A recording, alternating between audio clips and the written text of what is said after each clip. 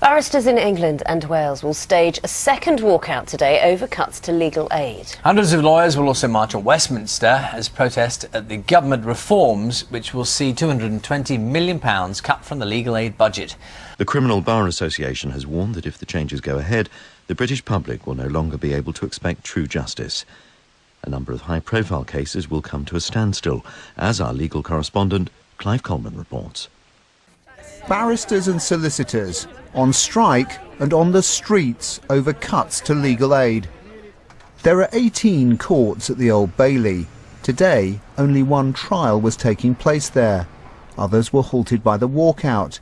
In what's becoming an increasingly bitter dispute between a normally conservative legal profession and the government, what lawyers say is at stake here is nothing more or less than a battle for the heart and soul of a criminal justice system that's respected throughout the world. The protesters delivered a copy of the Magna Carta to the Ministry of Justice, an historical message to government in a very modern dispute where neither side seems ready to back down. Clive Coleman, BBC News. Hundreds of lawyers have been marching in Westminster protesting against cuts to legal aid. Thousands of barristers also staged walkouts in courts across the country. The government is attempting to cut the legal aid budget by £220 million over the next 5 years.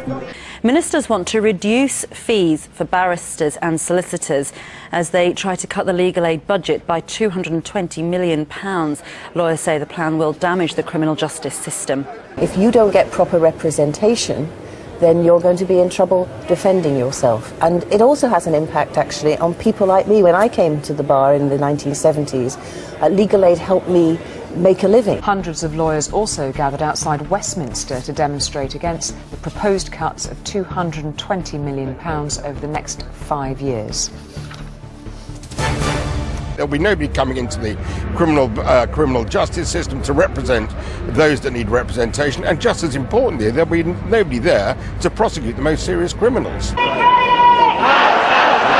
There were angry scenes outside the Ministry of Justice as defence and prosecution came together to fight plans to slash legal aid.